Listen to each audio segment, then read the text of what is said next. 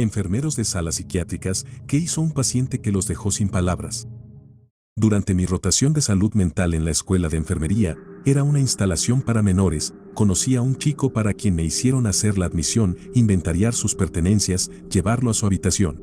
Él estaba en la sala de admisión esperando, sin ropa, dibujando círculos por toda la habitación con desechos humanos. Una vez que llevamos a ese chico a su piso, me presentaron a un adolescente que tuvo un brote psicótico de algún tipo y solo decía diferentes entonaciones de turn down for what en respuesta a todo. Dijeron que ya llevaba como 3 semanas así. Me senté a almorzar con una chica que parecía súper normal, hasta que las enfermeras me dijeron después que había desvivido a su hermana atacándola con un arma blanca repetidamente cuando tenía 10 años y su hermana 4. Un turno de 12 horas fue suficiente para mostrarme que nunca, pero nunca quiero ser enfermero psiquiátrico. Hay algunas personas que no tienen verdaderos trastornos psiquiátricos pero terminan en la instalación. Había un dulce hombre mayor que tenía el habla arrastrada y pensaron que había tenido un derrame cerebral. Le hicieron algunas pruebas y resultó que tenía ELA, enfermedad del sistema nervioso que debilita los músculos y afecta las funciones físicas. Era del tipo que comienza en la garganta. Le dieron la noticia y lloró durante 2 días seguidos. Le ponía canciones de country antiguo en mi teléfono, aunque se supone que debes dejarlo en tu casillero. Estuvo allí durante 1 año y medio. Tuvimos que verlo deteriorarse lentamente. Primero perdió el habla, luego no pudo tragar. Luego, su cabeza y cuello se bloquearon en una cierta posición. Tenía secreciones que salían de su boca y usaba un paño para absorberlas. Luego, tuvieron que ponerle un tubo en el estómago. Tenía miedo de acostarse por la noche porque las secreciones lo ahogaban. Me sentaba junto a su cama y empezaba a jadear por aire y a respirar con dificultad. Lo sentaba y le daba palmaditas en la espalda. También tenía una orden de no resucitar. Siempre temía que dejara de respirar. Miraba su pecho para asegurarme de que estuviera vivo. Un día, en el segundo turno, dijeron que se había acostado. Hubo un tapón de mucosidad y se puso azul. Le hicieron succión. Fue al hospital local en ambulancia y falleció al final de la semana. Soy profesional de apoyo directo en una sala psiquiátrica. Bajo ninguna circunstancia se nos permite salir del lugar sin relevo de supervisión para los clientes. Lo que significa que si el siguiente turno no llegaba cuando se suponía que debías irte a casa, tenías que quedarte. Sin excusas. Esto a menudo me obligaba a trabajar turnos de 16 a 32 horas. Se suponía que debía salir a medianoche en un sitio rojo. Rojo significa pacientes con un nivel alto de trastorno psicótico, y mi relevo no apareció para su turno de 12 a 8 am. Había estado allí desde las 8 de la mañana. Tenía que quedarme. Había un cliente en particular que se ponía peor con la esquizofrenia durante la noche.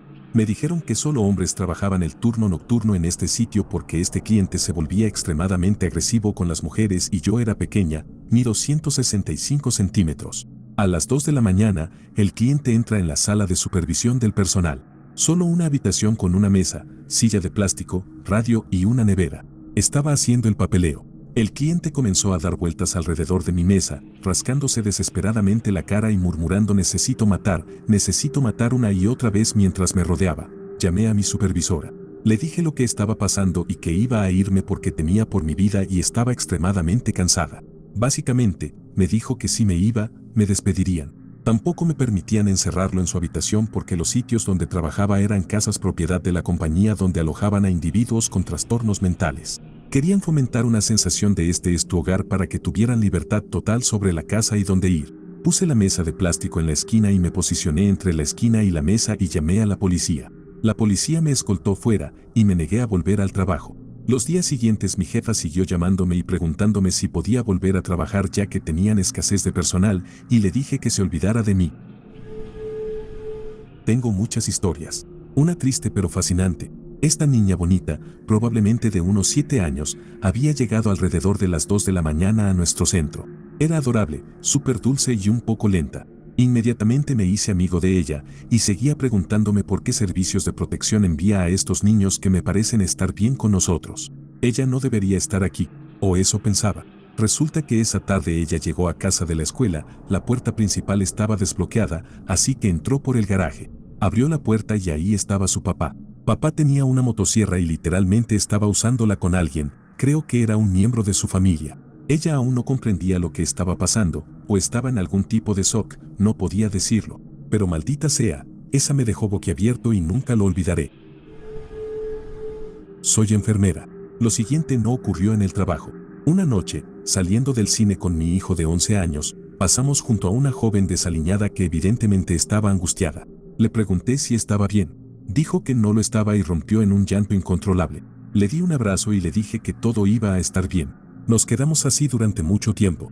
Pude notar que estaba seriamente desequilibrada y desesperada. Para resumir, había estado en una retención psiquiátrica en un pequeño hospital comunitario al norte de nosotros. La habían dado de alta y le dieron un boleto de ida a la ciudad donde estaba el cine y simplemente la dejaron allí. Ella enumeró una larga lista de medicamentos psiquiátricos y ansiolíticos, junto con sus dosis, que le habían recetado pero que no había estado tomando porque no tenía acceso a ellos.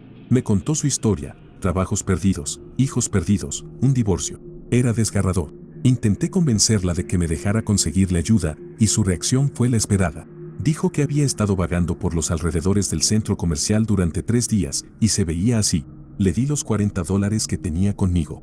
Llevé a mi hijo al coche, llamé al 911 y expliqué la situación.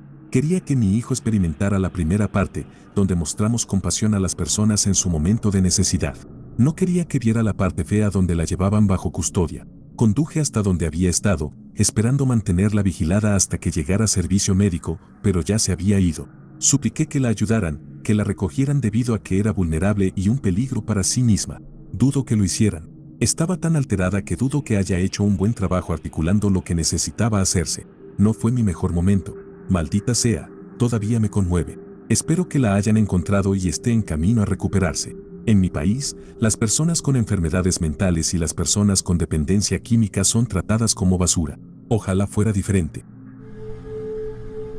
Probablemente la historia más trágica que he escuchado proviene de mi madre, quien trabajaba en un hogar de cuidado en la isla de Man en los años 80, cuidando a una mujer de 80 años con demencia. Su nombre era Davina y llegó a la isla desde Escocia cuando tenía 16 años para casarse con un hombre de la isla a quien había conocido durante unas vacaciones con sus padres. Él era guapo, acomodado y estaban locamente enamorados. Davina rápidamente se convirtió en la envidia de todas las mujeres solteras de la isla, ya que su nuevo esposo era muy deseado. Después de casarse, compraron una hermosa casa en el paseo marítimo y tuvieron una niña. Una mujer en la isla hizo todo lo posible para separarlos y difundió un rumor malicioso de que su esposo le había sido infiel. Era una isla pequeña en los años 1910, por lo que fue el tema de conversación del pueblo. Con el corazón roto y delirante, Davina tomó a su bebé recién nacido y caminó hacia el mar.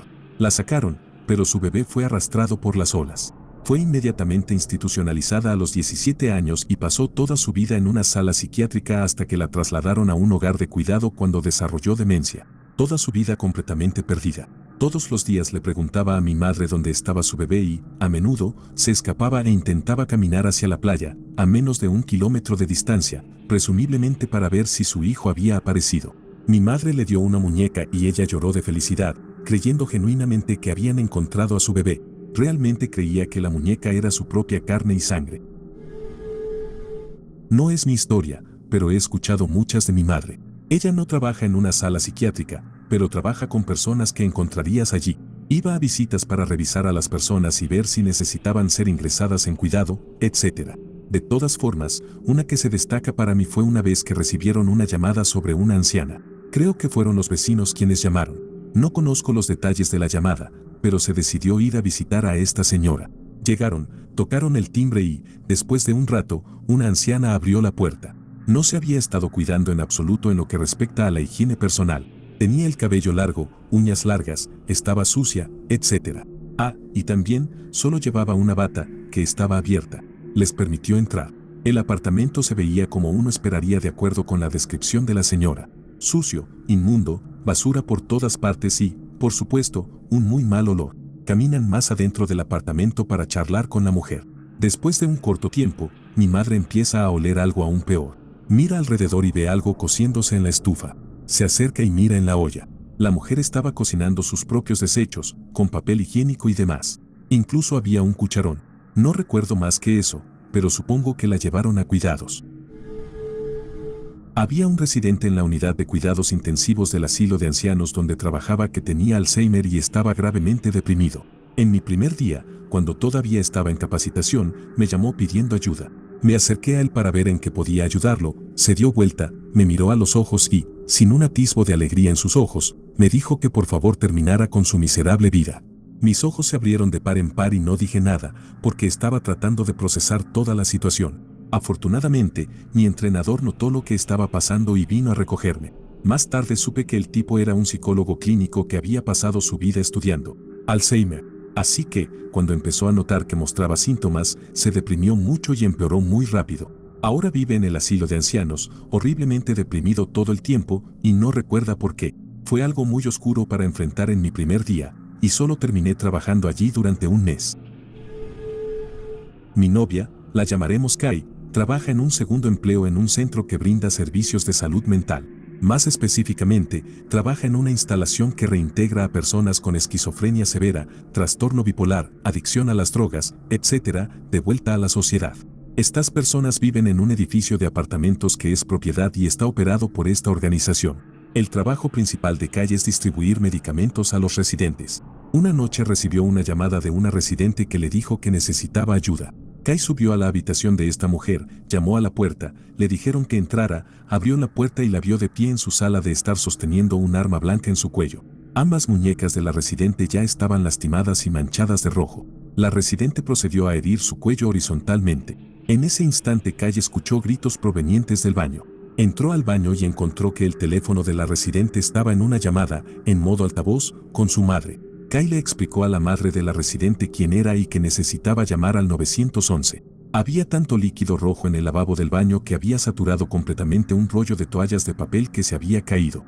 Kai tomó algunas toallas, corrió de regreso a la residente, las envolvió alrededor de sus muñecas para intentar detener la pérdida de hemoglobina y luego llamó al 911. La ambulancia llegó y se la llevó. De alguna manera milagrosa, la residente sobrevivió. Esa misma noche, Kai tenía que revisar a otra residente que no había hecho un registro en las últimas 24 horas.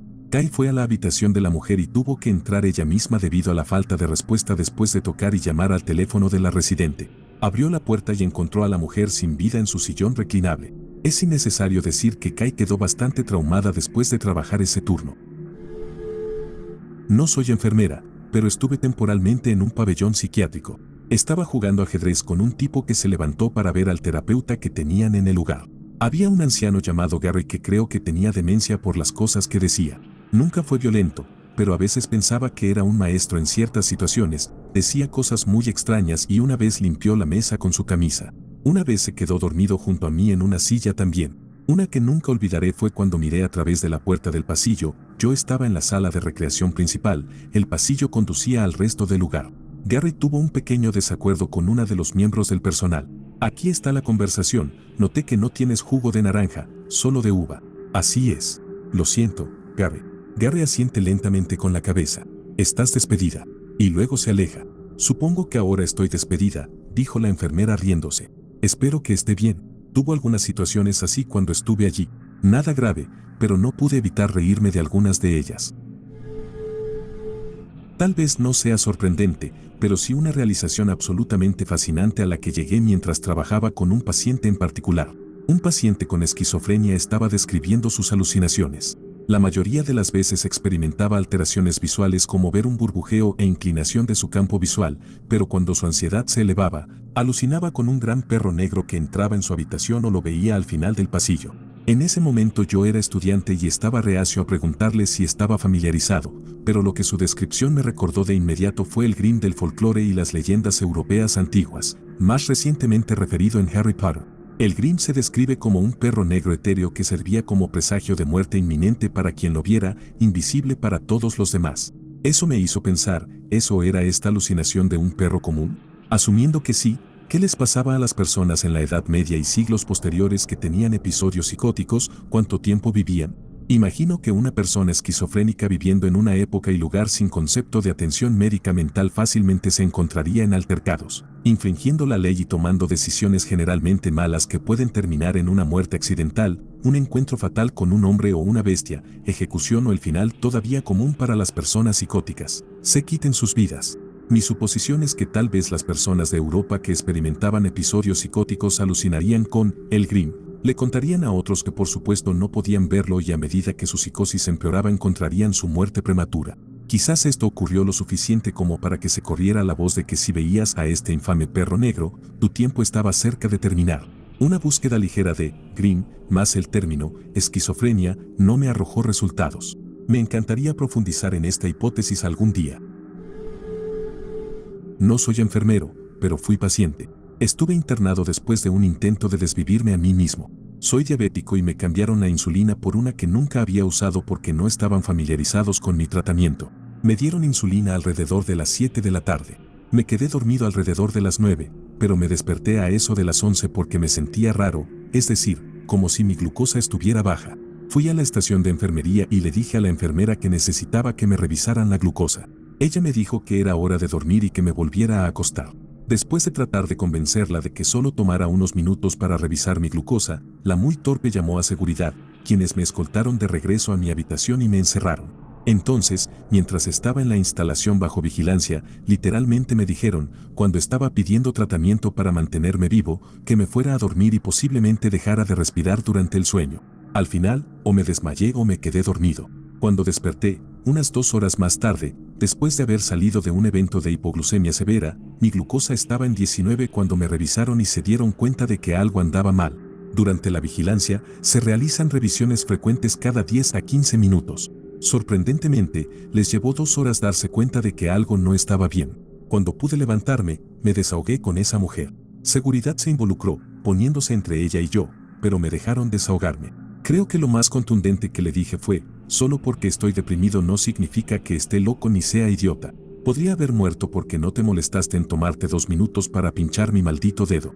Si sus lágrimas a la mañana siguiente y su ausencia durante el resto de mi estadía son algún indicio, fue despedida esa misma mañana.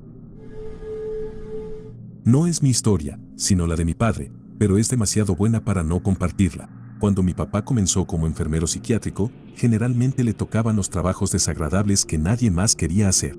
Solía haber un hombre mayor en la sala donde trabajaba, aparentemente solía ser director de escuela, por lo que era increíblemente rígido, callado y, según todos los informes, un imbécil con poco respeto por el personal de la sala. También era bastante abusivo verbalmente la mayor parte del tiempo y tenía un desprecio general por cualquier persona que encontrara. Solía usar un enorme abrigo verde todos los días sin importar la ocasión y en general estaba bastante desaliñado, con muy mala higiene personal y bastante maloliente todo el tiempo. Como resultado, los enfermeros tenían que lavarle el cabello y cortarle las uñas de las manos y los pies cuando él lo permitía. Siendo uno de los enfermeros más jóvenes en la sala, a mi papá le tocó cortarle las uñas de los pies a este anciano un día.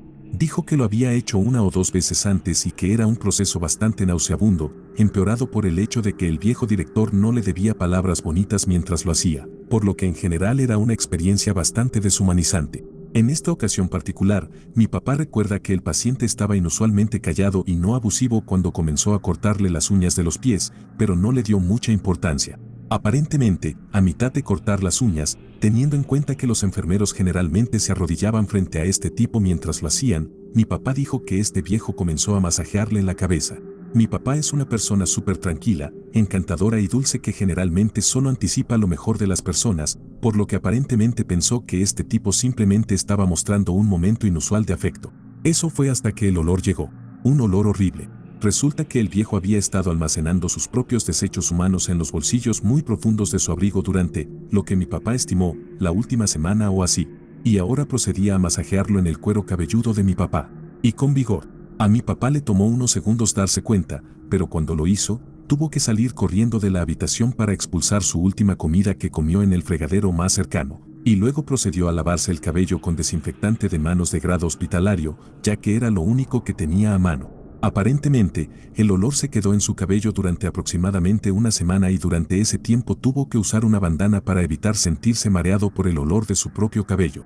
Esta es solo una de literalmente cientos de historias que mi papá ha compartido conmigo durante su tiempo como enfermero psiquiátrico. La mayoría de ellas son igualmente bizarras, algunas son desgarradoras, impactantes y perturbadoras. En general, la mayoría de ellas tienen un buen grado de humanidad. Hay historias que nos hacen reír y que le pedimos a papá que cuente y vuelva a contar, pero al final del día, mi papá y sus colegas tienen una gran cantidad de cuidado, compasión y paciencia por las personas de las que cuidan. A veces es bueno reírse de las cosas malas después de un día difícil. Siempre era interesante escuchar la admisión de alguien en medio de una crisis esquizofrénica, su primera vez teniendo alucinaciones, y cómo su vida aparentemente normal de repente se vuelve confusa y la realidad comienza a desmoronarse frente a sus ojos. Un tipo estaba en el trabajo cuando empezó a alucinar que Dr. Phil salió de la televisión para decirle en la gasolinera todo tipo de cosas satánicas. Otro tipo disparó a su televisor, su papá llamó a la policía, y él se atrincheró en su habitación y se autolesionó en el corazón. Sobrevivió y tuvimos que llevarlo a su primer juicio para decidir si iba al hospital psiquiátrico o a la cárcel. El juez estaba recopilando evidencia de todas las partes y le permitió hablar. Pasé 30 minutos a su lado en el coche de camino y sabía que esto iba a ser muy interesante, charlas sobre rituales satánicos durante unos 30 minutos, menos el tiempo que intenté hablar sobre nuestro amor mutuo por System of a Down para calmarlo. Se pone de pie y el juez le dice, ¿es cierto todo eso que sucedió? Apuñalamiento, disparos, locura. Él, frente a una sala llena de abogados, personal médico, un jurado y todas estas personas, agarra el micrófono y dice, juez, Dios me dijo que tomara un enorme juguete para autoplacer negro y se lo metiera por el asterisco a mi padre. Necesito hacer el trabajo del Señor, por favor. Y se sienta. El juez levanta una ceja, yo trato de no perder la compostura, y él solo dice, bien, creo que he escuchado suficiente aquí. El tipo no dijo una palabra más, no creo que siquiera supiera a dónde iba o qué acababa de pasar. Entró tranquilamente en el hospital psiquiátrico sin problemas. Trabajaba en una sala psiquiátrica de hospicio en la lavandería. Pasaron todo tipo de cosas locas, espeluznantes y asquerosas, pero una se me quedó grabada y aún me da pesadillas. Había un hombre mayor apodado Hunter, y aunque era físicamente capaz, tenía la mente de un niño. Siempre llevaba uniformes de Disney al trabajo, y eso lo hacía feliz. Mientras entregaba su ropa en su habitación, siempre me tomaba un tiempo extra para hablar con él. Siempre quería mostrarme sus libros de cartón, sus animales de peluche o sus sábanas de aviones. A veces incluso jugábamos a las palmaditas, piedra, papel o tijera, etc. Era un encanto y totalmente inocente. Pero un día, mientras yo no estaba en el trabajo, se cayó y se golpeó la cabeza contra un marco de la puerta. Aparte de un chichón, parecía estar bien según las enfermeras. Pero la próxima vez que lo vi, noté que había destrozado todos sus animales de peluche. Le pregunté qué había pasado. Se lanzó sobre mí, me mordió en el brazo y luego empezó a agitarse como si intentara pegarme en una pelea de niños a bofetadas. No sé qué pasó, no soy médico, pero fue como si se activara un interruptor en su cabeza y desde entonces solo fue violencia y rabia. Eventualmente tuvo que ser trasladado al otro lado de la sala, la parte cerrada con cosas acolchadas. Todavía pienso en él todo el tiempo, pero la única vez que intenté visitarlo después de renunciar, no me permitieron verlo debido a problemas de comportamiento. No soy enfermera, pero vi algunas cosas divertidas aterradoras salvajes durante mi estancia en mi amigable sala psiquiátrica de barrio. Lo más aterrador fue probablemente mi compañera de cuarto. No estoy aquí para juzgar porque sé que cada paciente tiene sus razones completamente válidas para terminar en una sala, pero en la que yo estaba era la sala para todos los diagnósticos. Esquizofrénicos, desintoxicándose, bipolares, ansiosos, con TOC, sociópatas, deprimidos, personas que se autolesionan, todos estaban allí. Como alguien que se trasladó de un centro de tratamiento de trastornos alimentarios bastante tranquilo. Este era un nivel completamente nuevo al que no estaba acostumbrado a ver y que hacía que mi antiguo lugar pareciera una fiesta de pijamas de chicas adolescentes. Básicamente estoy tratando de justificar, como una persona ansiosa, por qué tenía miedo de los pacientes más agresivos. Así que mi compañera de cuarto prácticamente ignoraba mi existencia. Por mí estaba bien. Recuerdo que cuando la vi por primera vez, noté su cabeza rapada y sus increíblemente impresionantes ojos verde dorado. Entré en mi habitación la primera noche como una idiota llorosa, habiendo finalmente contactado a mi madre por teléfono. Intenté forzar una sonrisa patética y balbucear un hola. Mi compañera de cuarto no levantó la vista desde donde estaba acurrucada en su cama. Me sentí bastante estúpida, pero estaba en una especie de trance, así que nada realmente importaba. Era casi hora de apagar las luces y me estaba preparando para acostarme cuando pasé por nuestros cubículos compartidos camino a nuestro baño. Noté que ella había guardado algunos proyectos de arte de lo que probablemente era una actividad grupal. Curiosa y fisgona acerca de mi tímida compañera de cuarto, me detuve y miré un poco más de cerca. Eran dibujos toscos con crayones y papel de impresora, pero bastante perturbadores. Recuerdo haber visto lo que parecía una persona sin brazos ni piernas, muchas X, garabatos rojos brillantes por todas partes y palabras incomprensibles dispersas en el papel. Creo que algo mencionaba mamá. Me reí para mis adentros, pensé supongo que moriré y me fui a la cama. Esa noche hubo tormenta. Recuerdo que saltaba cada vez que una enfermera entraba y nos revisaba. No dormí. Nunca llegué a conocer a mi compañera de cuarto antes de irme y solo la escuché hablar una vez, pero me sentí mal por ella. Me pregunto qué había sucedido en su pasado que creó imágenes tan oscuras en su mente. ¿Quizás algún tipo de abuso? Todavía pienso en las personas que conocí allí de vez en cuando. Espero que estén todos en un lugar mejor. Más de 2 años como enfermera psiquiátrica en una unidad de confinamiento. Lo más divertido que me dejó sin palabras fue un paciente que me lanzó una galleta. Luego sacó a relucir sus partes íntimas.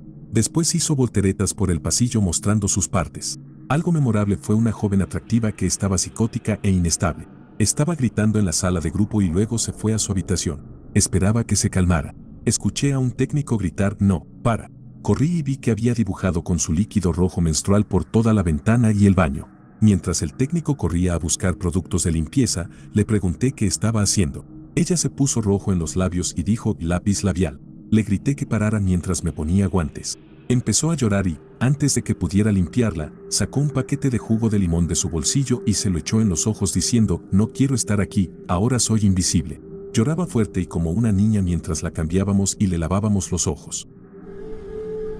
La historia más triste que me dejó sin palabras. Hombre de unos 30 años, 1,80 m de altura y 113 kilos. Mentalmente, tal vez de 4 años. Activamente alucinando y delirante. Ya había pasado 3 meses entre otros 2 hospitales. No podía escribir su nombre, ni verbalizar su apellido. No podía responder de dónde era o dónde vivía. Tenía alta presión arterial. El día que llegó solo tenía la ropa que llevaba puesta. Sus zapatos tenían agujeros del tamaño de una moneda de dólar en la suela. Estuvo en nuestra instalación 5 meses. Es una instalación de corta estancia normalmente. Ningún familiar lo visitó.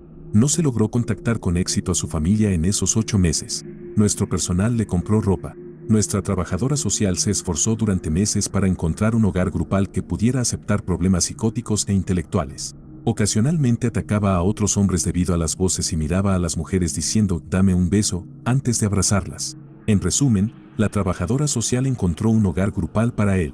El personal se aseguró de que tuviera ropa y zapatos decentes y lo dimos de alta. La señora que lo iba a llevar lo llevó a la oficina del Seguro Social con nuestro director de la unidad presente para transferir su cheque al hogar grupal. Inmediatamente su familia empezó a llamar porque se enteraron de la transferencia del cheque después de 8 meses. Vinieron y lo recogieron del vestíbulo, tuvimos a un técnico sentado con él hasta que llegaron varias horas después, y no hablaron con ningún miembro del personal.